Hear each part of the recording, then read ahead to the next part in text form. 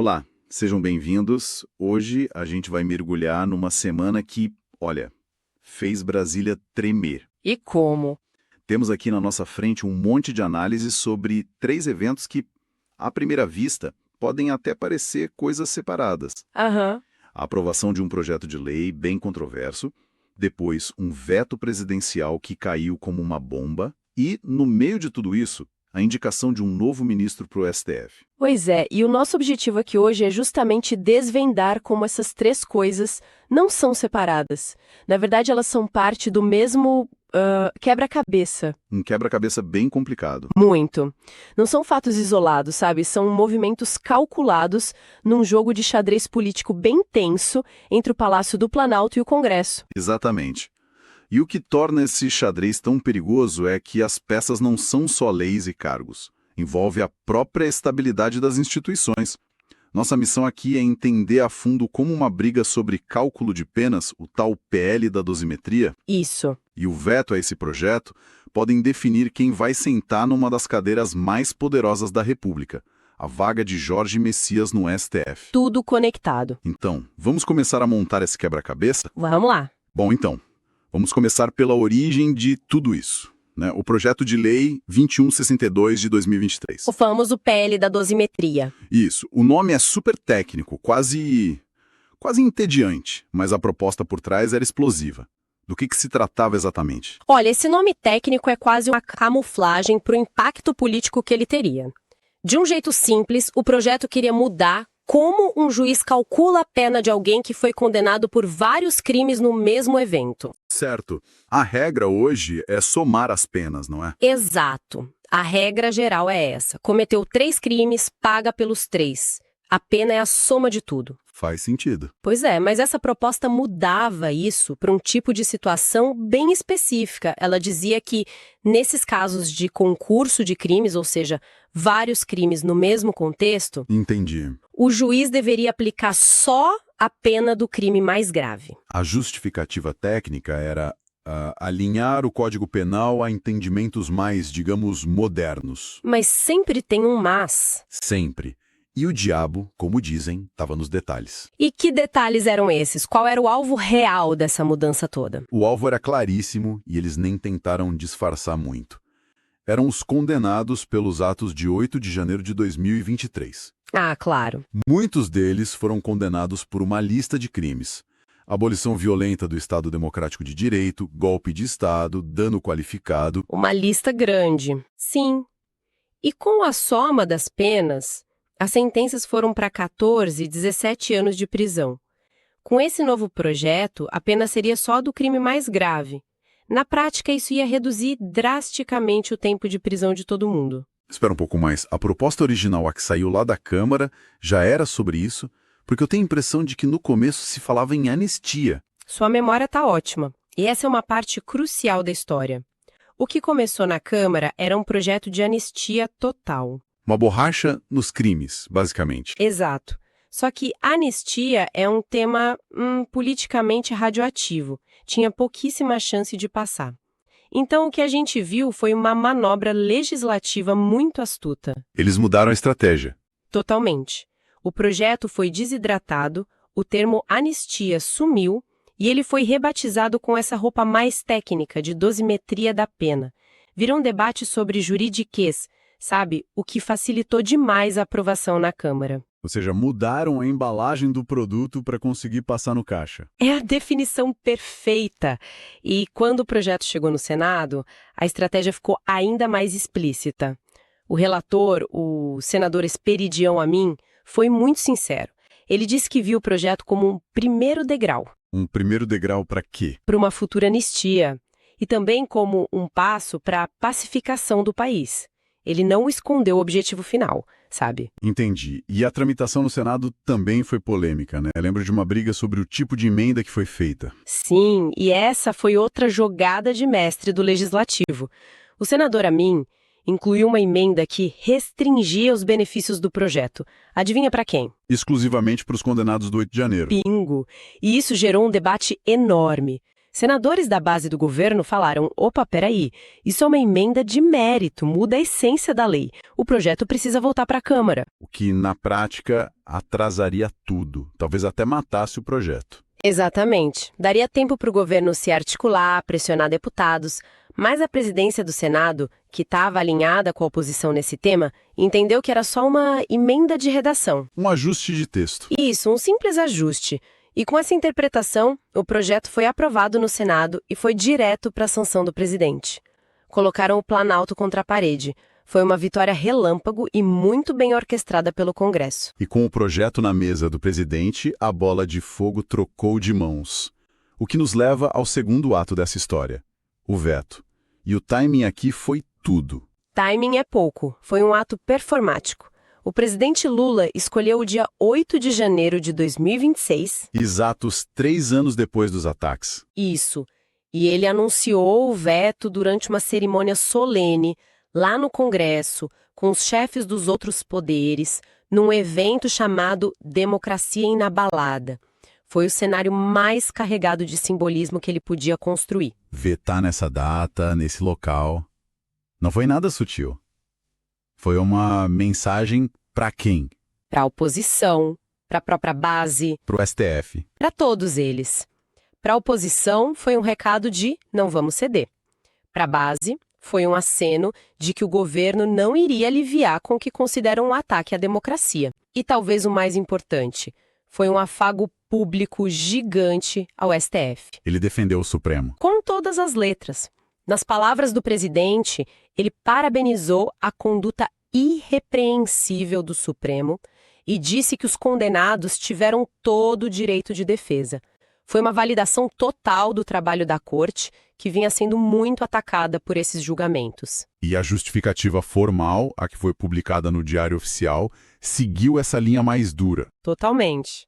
O texto do veto classifica o projeto como contrário ao interesse público e inconstitucional. E qual o argumento principal? O argumento central é que diminuir a punição para crimes contra o Estado democrático de direito seria um retrocesso no processo histórico de redemocratização do país.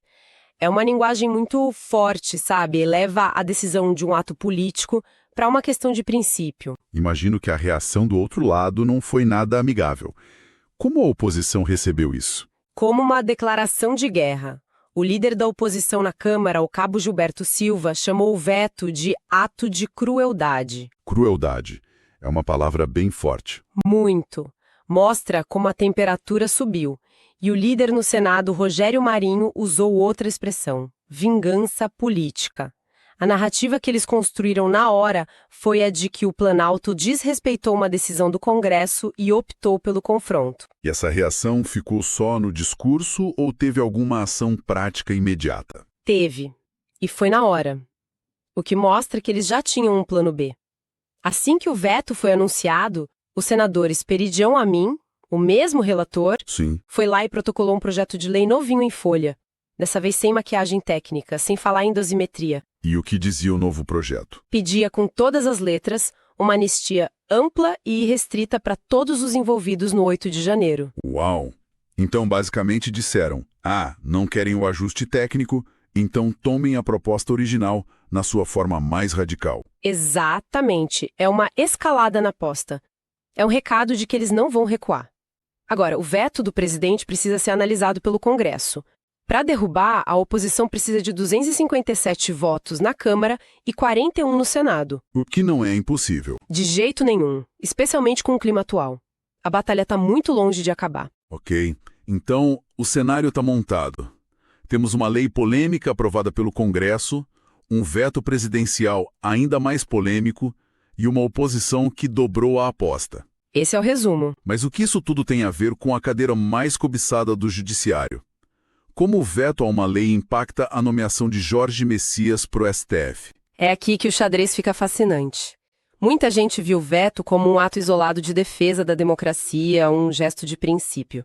Mas as fontes que a gente analisou mostram que, nos bastidores de Brasília, ele foi a peça que travou completamente o tabuleiro da sucessão no STF. Uma coisa virou refém da outra. Totalmente. Certo, vamos desvendar essa conexão.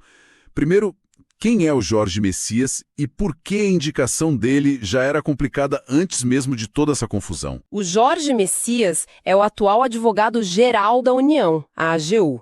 Ele tem uma longa carreira técnica de Estado, mas acima de tudo é visto como alguém de extrema confiança do presidente Lula. Lealdade. Exato. E tem um detalhe que não é pequeno na política de hoje. Ele é evangélico, o que era visto como um ponto positivo para diminuir resistências numa bancada muito forte no Congresso. Mas a indicação nasceu com um problema. Um problema político grave. E o nome do problema é Davi Alcolumbre, o presidente da Comissão de Constituição e Justiça do Senado. O homem que controla a fila das sabatinas. Exatamente. E o Alcolumbre ficou profundamente insatisfeito com a escolha de Messias. O candidato dele, seu afiliado político, era o próprio presidente do Senado, Rodrigo Pacheco. E quando Lula escolheu o Messias? Alcolumbre se sentiu desprestigiado. E em Brasília, um senador poderoso e desprestigiado pode causar um estrago e tanto. O estrago monumental. Ele simplesmente sentou em cima do processo. O governo, percebendo que não tinha os votos para aprovar o Messias, resolveu nem enviar a mensagem oficial da indicação. Ficou tentando ganhar tempo para negociar. O que, imagino, só irritou o Alcolumbre ainda mais. Muito mais. O que veio depois foi uma queda de braço pública. Alcolumbre chegou a marcar data para a sabatina, tipo, tô esperando, e depois cancelou de forma dramática, acusando o executivo de interferência grave e sem precedentes. E o governo teve que admitir a derrota. Teve. O líder do governo, Randolfo Rodrigues, teve que ir a público e confirmar. A análise do nome de Messias ficaria para 2026. A indicação estava no limbo. Ok, então a situação do Messias já era delicada por causa dessa briga de poder no Senado. Agora, como o veto ao PL da dosimetria entra nessa equação e piora tudo? Entra como um galão de gasolina jogado na fogueira. Pensa bem, para aprovar o nome do Messias, o governo precisa de votos... Dos senadores. De quem? Dos senadores. Principalmente daquele grupo que a gente chama de centrão. E ainda precisa neutralizar a oposição. Acontece que o veto ao PL da dosimetria foi um confronto direto com esse mesmíssimo grupo de parlamentares. O governo irritou as mesmas pessoas de quem ele precisa de ajuda. Precisamente. A negociação pela vaga no STF, que já era cara por causa do ressentimento do Alcolumbre, ficou agora infinitamente mais cara. O veto, que o Planalto vendeu como um ato de coragem, virou a principal moeda de troca nas mãos da oposição e do próprio Alcolumbre. Que nó político. Então, para ser indicado ao judiciário, o Messias agora depende que o legislativo, a mesma casa que o está bloqueando, goste mais dele do que desgosta do veto do presidente. É um nó quase impossível de desatar. Agora, qualquer conversa sobre a sabatina do Messias vai começar com uma pergunta. E a derrubada do veto, como fica? A aprovação do indicado ao STF pode virar o preço para o Congresso manter o veto. Ou o contrário. Ou o contrário. O governo pode ser forçado a negociar a derrubada do veto em troca da aprovação do seu indicado. De qualquer forma, o custo político para o Planalto explodiu. A indicação que estava no limbo agora está congelada. Refém dessa guerra. Refém de uma guerra política que o próprio governo ajudou a escalar. Resumindo a nossa análise, então, o que começou como uma manobra legislativa para beneficiar condenados do 8 de janeiro, passou por uma aprovação estratégica no Congresso e culminou num veto presidencial altamente simbólico. Isso. E a consequência direta desse ato, defendido pelo governo como uma proteção à democracia, foi encurralar politicamente o seu próprio indicado à mais alta corte. Ou seja, o futuro da cadeira no Supremo não depende mais só do currículo do Jorge Messias. Deixou de ser só isso. Agora depende do resultado da queda de braço em torno de um veto que virou o símbolo do confronto entre os poderes. É uma situação de altíssima complexidade. E isso nos leva a uma reflexão final, uma possibilidade que circula nos bastidores de Brasília, segundo as fontes que a gente analisou. E qual seria? Diante de um bloqueio que parece cada vez mais intransponível, o que acontece com Jorge Messias? Ele volta para a AGU e espera?